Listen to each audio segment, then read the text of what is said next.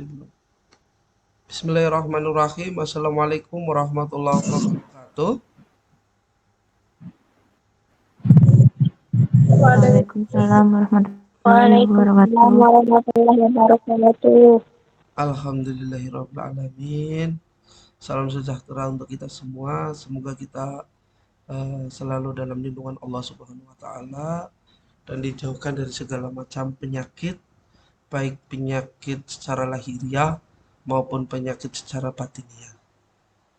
Oke, alhamdulillah hari ini kita bisa bertemu lagi ya pada eh, mata kuliah patofisiologi. Hari ini saya akan membahas terkait sistem saraf. Nah, terkait sistem saraf, yaitu apa sih gangguan-gangguan dalam sistem saraf? Nah, itu nanti kalian sambil mencatat ya. Saya tidak akan memaparkan keseluruhannya di sini. Karena saya ingin ada timbal balik dari kalian. Oke, saya akan menjelaskan terkait sistem saraf. Sistem saraf ya, sistem saraf itu, nah ini contoh yang paling mudah dulu. Oke, ketika orang bisa memainkan biola, ya, ketika orang bisa memain biola, itu yang digunakan apa ya, yang menggerakkan itu sebenarnya apa? Dari kalian ada yang bisa menjawab? Halo? Halo? Gimana Pak? Nah, ini ya, sistem saraf. Pertanyaannya Ini kan terkait sistem saraf.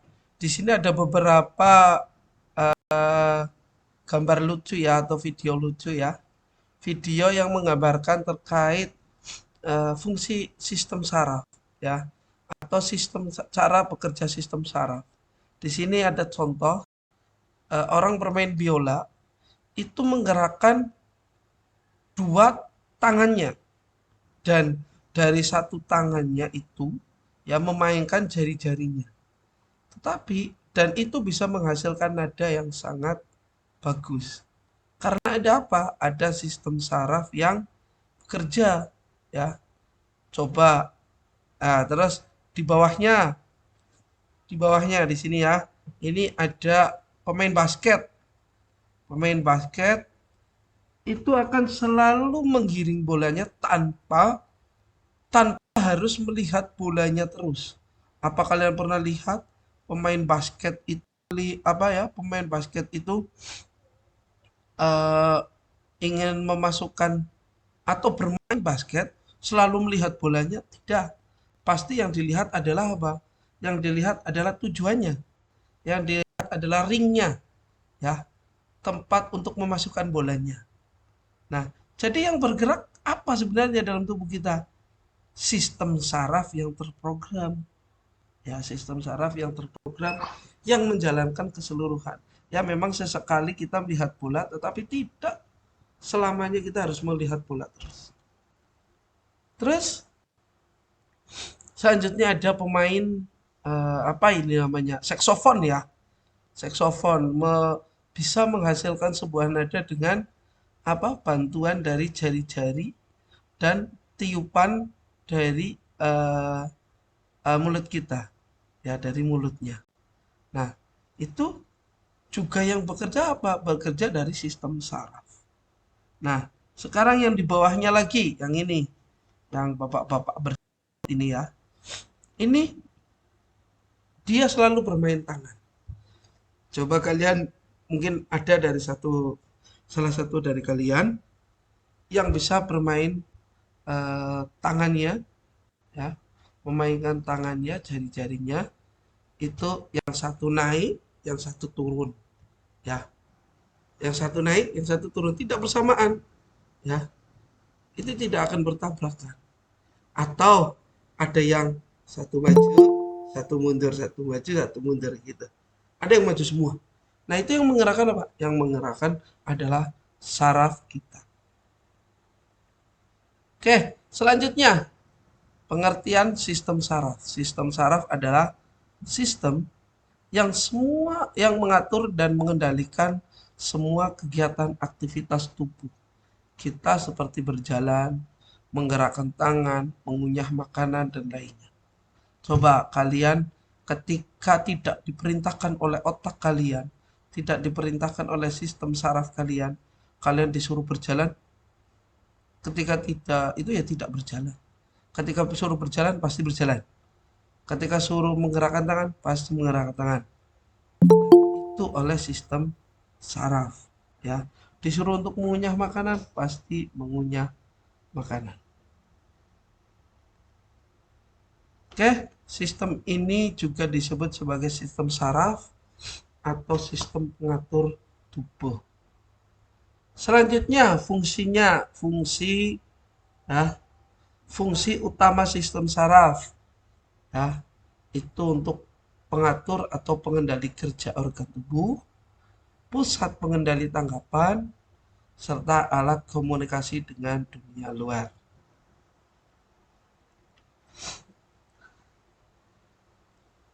Selanjutnya ini ada sel saraf. Oke, nanti ini bisa dilihat. Kita langsung melihat yang berjalan saja. Nah, ini ya. Ini dari badan sel, ini dari sel saraf ke cabang, ya. Ada respon dulu. Ini nanti saya akan menjelaskan yang lebih mudah. Ada. Oke, ini ada jenis sel saraf. Ya, nanti kalian bisa bahas sendiri. Oke, ini sel saraf ya, jenis sel saraf. Terdapat 3 jenis sel saraf berdasarkan fungsi, yaitu sel saraf sensorik, fungsi menghantarkan rangsangan dari reseptor, penerima rangsangan ke sumsum tulang belakang.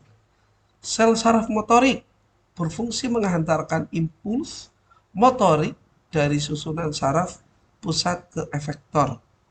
Selanjutnya ada sel saraf penghubung, merupakan penghubung sel saraf yang satu dengan sel saraf yang lainnya.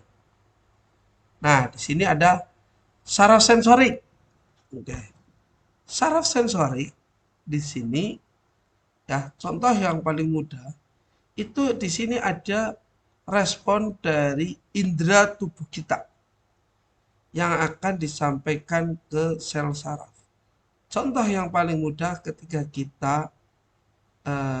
tubuh kita itu tersentuh oleh orang lain. Nah, ketika tubuh tersentuh oleh orang, ya misalnya orang itu menepuk punggung kita dari belakang. Nah, saraf itu bekerja yang sangat cepat. Nah, sehingga ketika ada orang yang menepuk punggung kita, ya itu kita akan langsung menengok, ya. Ada apa? Gitu kan biasanya. Nah, itu kerja saraf sensorik, ya. Dari indera ke sel saraf. Oke. Selanjutnya, saraf motorik. Saraf motorik itu kebalikannya. Kebalikannya dari sel saraf sensorik. Kalau sel saraf motorik itu perintah dari sel saraf kepada organ. Contoh, contohnya tangan kita disuruh untuk menggerakkan ayunan, ya, ayunan tangan. Itu diperintahkan oleh siapa? Diperintahkan oleh saraf. Ya, itu kerja saraf motorik. Atau biasanya ada yang dipilih. Ada yang dipilih antara gelas yang berisikan kopi dengan gelas yang berisikan teh. Nah, sel saraf itu memerintahkan. Sel saraf itu memerintahkan, saya mau minum apa ya? Saya mau minum kopi. Ya pasti indera itu atau dari tangan ya, yang dimaksud dengan indera di sini tangan dulu. Tangan akan mengambil gelas yang berisi kopi. Nah, itu dari saraf motorik. Selanjutnya ada saraf penghubung. Kalau saraf penghubung itu menghubungkan antar sel saraf kepada seluruh bagian tubuh. Oke, ini impuls.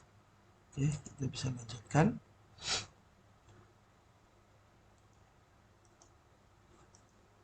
Kita akan ini ya, sistem saraf.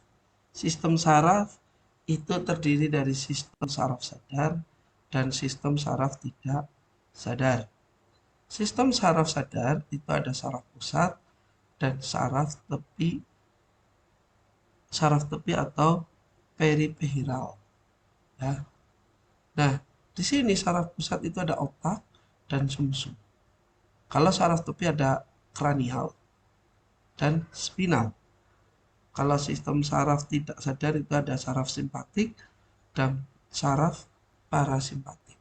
Nah, pada otak itu ada besar atau cerebrum, tengah, depan, kecil ya. Ada otak besar, otak tengah, otak depan, otak kecil. Kalau sumsum itu ada sumsum tulang belakang dan sumsum tulang lanjutan. Nah, ini gambar otak ya. Oke. Oke. Nah, ini bagian otak. Nah, bagian otak. Bagian-bagian otak itu ada otak besar, besar ya, otak besar, otak kecil, ini otak kecil ya, serta sumsum tulang lanjutan. Ini di sini ada sumsum tulang. Oke, bagian-bagian otak besar itu ada otak depan, ya ini otak depan, ini otak keseluruhan. Ini otak besar, ini otak kecil, ini sumsum. Ingat-ingat ya. Ini ada otak depan, ada otak tengah, ada otak belakang, serta otak samping. Fungsinya untuk apa ya? Nah, di sini ada fungsinya.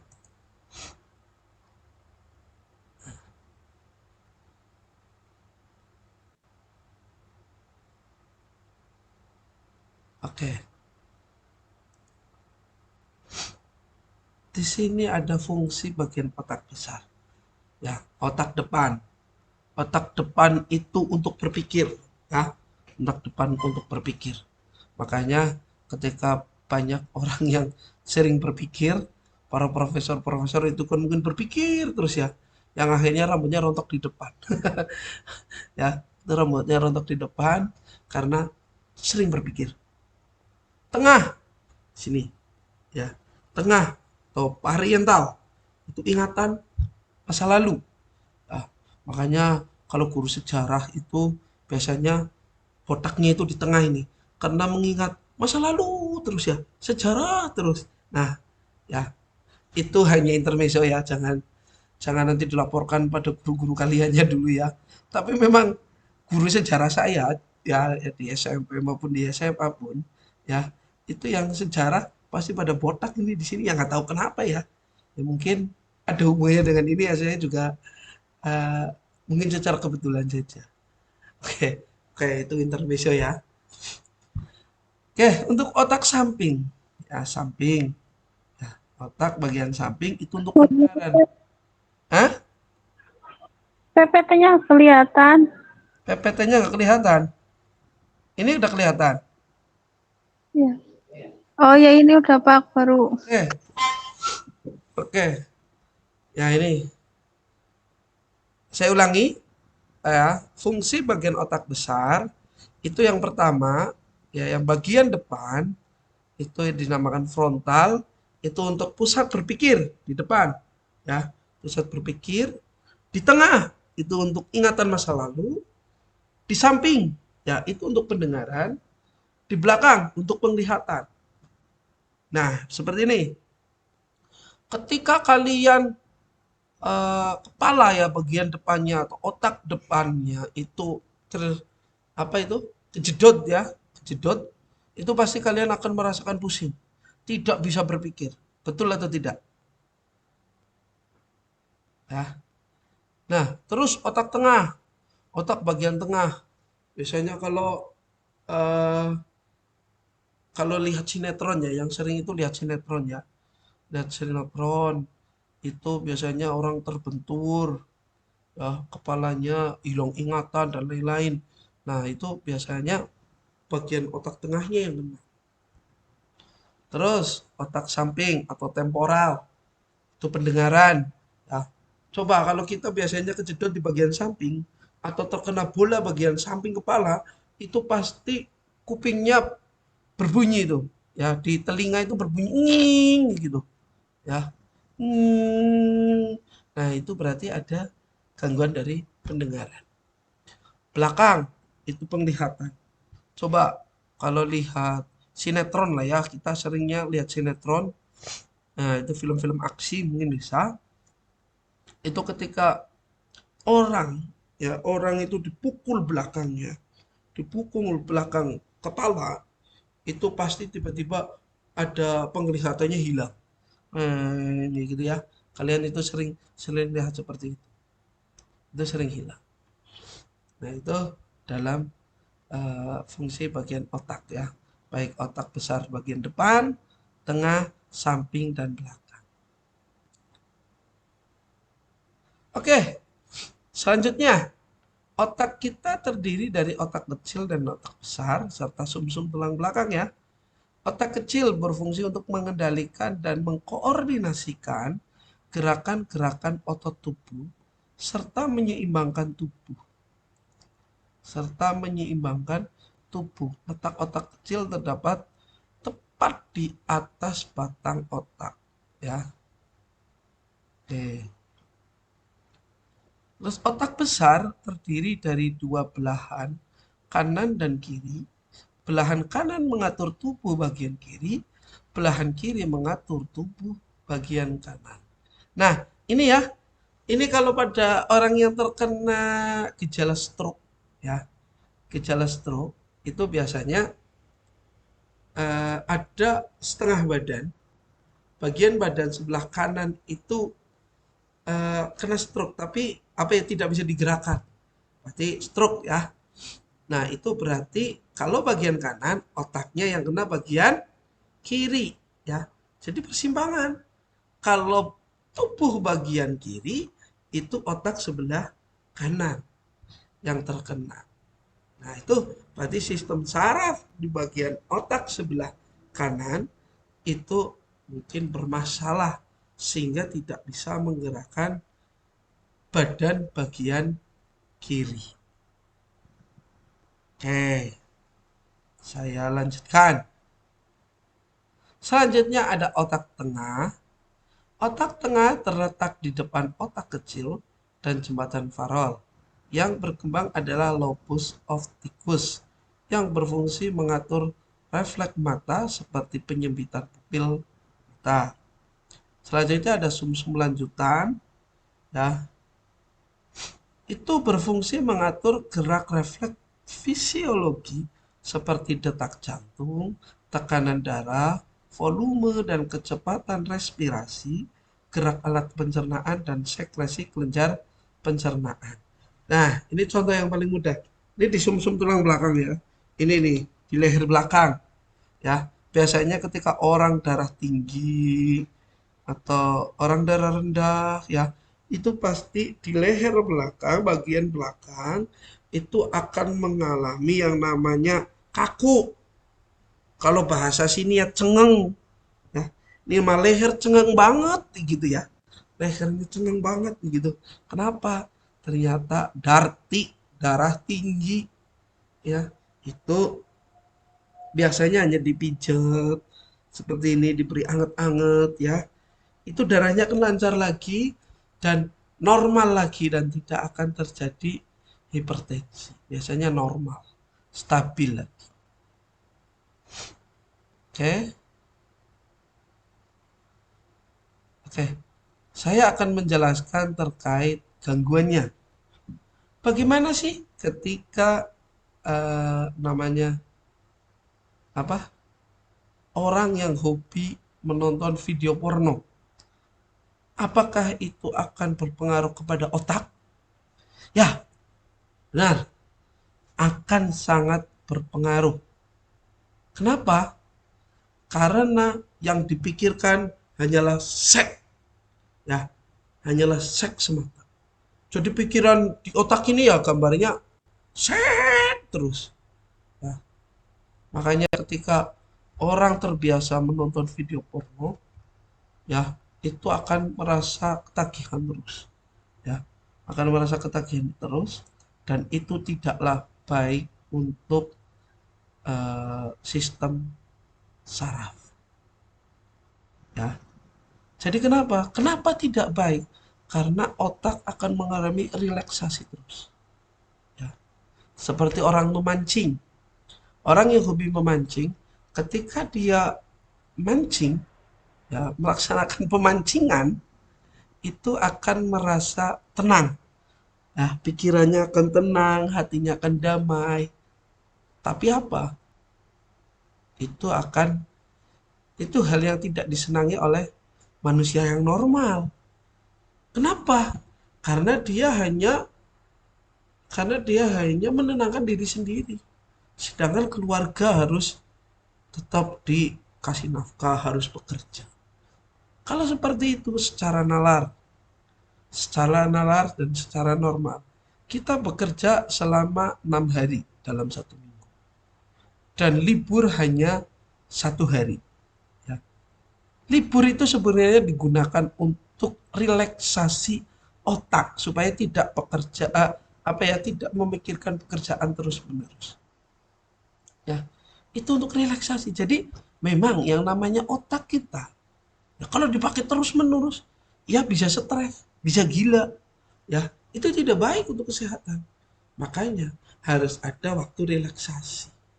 Tetapi ketika relaksasinya berlebihan itu juga tidak bagus. Ya, makanya waktu relaksasi itu dalam satu hari, dalam 1 hari itu hanya 8 jam. Makanya kita ketika tidur malam-malam ya, itu kan dianjurkan untuk 8 jam beristirahat. Ya. Ketika sudah 8 jam itu biasanya akan ketika kita bangun akan merasa badan kita itu merasa apa? Merasa segar, merasa rileks, merasa nyaman dan siap untuk bekerja lagi. Kalau bahasa sekarang ya badan kita sudah move on dengan hari kemarin. Itu seperti itu. Oke, ya dari fungsi-fungsi itu, ya dari fungsi sistem saraf kita, kita bisa mempelajari bahwa hidup kita itu harus mempunyai relaksasi. Otak kita harus mempunyai relaksasi dalam menghadapi hidup. Ya, makanya kalian juga pernah merasakan yang namanya ketenangan atau kenyamanan dalam hidup selain tidur.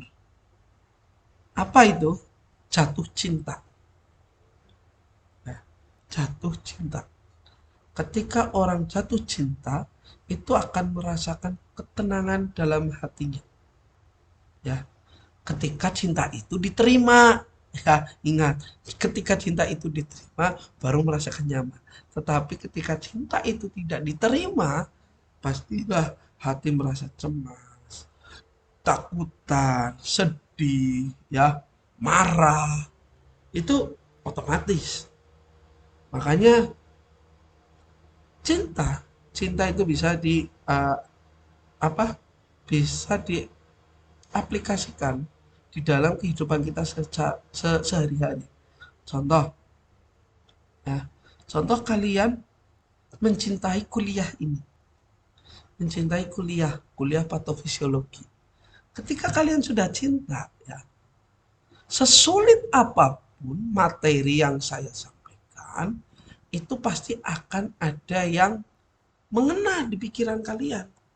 Karena apa? Karena respon dari sarafnya sudah bahagia. Ya, coba bandingkan dengan kita apa ya? Dengan misalnya kalian itu sudah ilfil kepada dosennya. Sudah tidak suka kepada dosennya. Ketika dosennya memberikan materi, pasti apa? Pikiran kalian itu sudah kemana-mana. Sudah tidak bisa menerima. Ya, sudah tidak bisa menerima ucapan-ucapan dari dosen itu. Ya.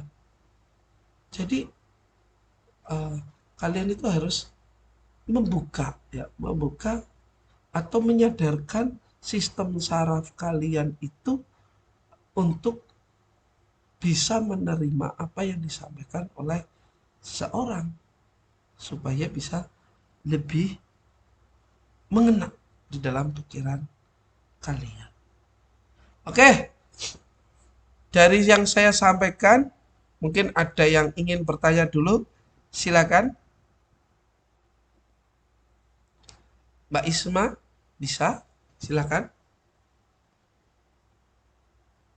Halo, Mbak Isma?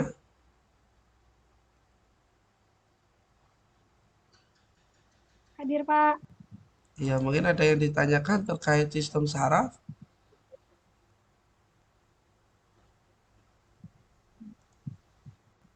Belum, Pak.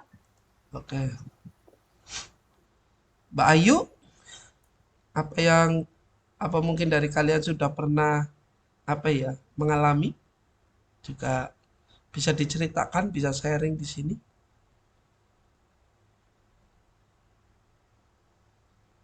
Oke, Mbak Ayu, Mbak Sabrina. Belum ada, Bang. Oke, Belum, Pak. Dian Setiarini. Belum. Oke, Hurotul.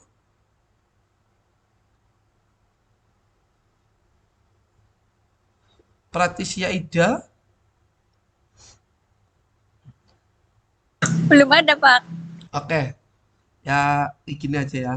Jadi terkait sistem saraf itu memang sangat penting. Ya. Jadi kalian juga harus menjaga saraf kalian itu supaya sehat.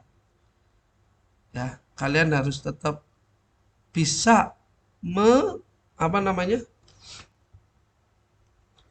Bisa menyelakan waktu, ya, atau mencari waktu untuk relaksasi otak. Tidak hanya untuk bekerja, kuliah saja, ya itu harus bisa menyeimbangkan. Makanya kuliah yang saya ampu itu ya saya buat semenarik mungkin. Nah, supaya apa? Supaya kalian tidak jenuh ya. Makanya ketika kalian kemarin ketemu offline dengan saya, bagaimana? Kan ketawa terus akhirnya. Ya, padahal pekerjaan banyak gitu ya. Nah, tapi ya bisalah tetap tetap tersenyum walaupun masih banyak pekerjaan. Oke, untuk sistem saraf ya, jadi eh, saya simpulkan ya, saya simpulkan untuk saraf itu ya, saraf itu bekerja ya untuk tubuh ya, untuk tubuh untuk bisa sistem apa namanya? Nih, mengendalikan ya, pengendalian sistem ya, mengendalikan semua kegiatan aktivitas tubuh kita seperti berjalan, menggerakkan tangan, mengunyah makanan dan lainnya. Jadi keseluruhan tubuh kita itu keseluruhan tubuh kita itu digerakkan oleh saraf. Bentuknya sebenarnya sangat kecil, tetapi sangat bermanfaat. Ketika saraf kita sudah tidak respon, berarti kita sudah tidak mempunyai nyawa lagi. Ya, untuk sistem saraf itu seperti itu. Karena saraf itu tidak bekerja ya ketika saraf itu mati. Ya, berarti sudah memang tidak ada kehidupan di dalam tubuh. Otak itu ada 4 bagian ya. Di otak besar itu ada 4 bagian. Itu ada depan, ada tengah, ada samping, ada belakang. Depan untuk berpikir ya, tengah untuk mengingat masa lalu ya. Terus belakang untuk penglihatan, samping untuk pendengaran. Oke. Nah, itu yang harus diingat oleh kalian. Terus yang menggerakkan otot tubuh berarti itu namanya otak kecil. Kalau otak besar itu dibagi menjadi dua. Ya, belahan kanan itu mengatur bagian tubuh bagian kiri dan belahan kiri mengatur untuk tubuh bagian kanan. Dan ketika sistem saraf itu terganggu, maka ya, seluruh anggota tubuh itu pun akan mengalami gangguan fungsional tubuh. Nah, jadi kalian harus berhati-hati menjaga yang namanya kepala kalian. Jangan sampai kalian kebentur dan lain-lain, itu pasti akan berefek kepada seluruh anggota tubuh kalian.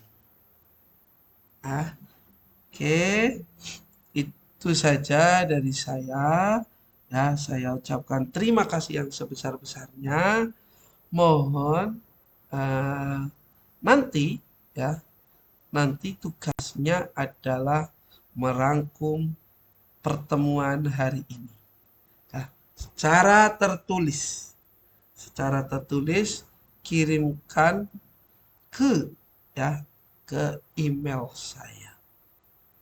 Ya. Atau nanti saya buat Google Classroom.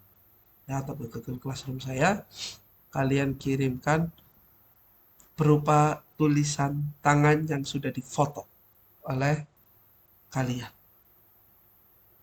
Untuk materi hari ini saya cukupkan, dan terakhir pengumpulan itu hari Senin sore.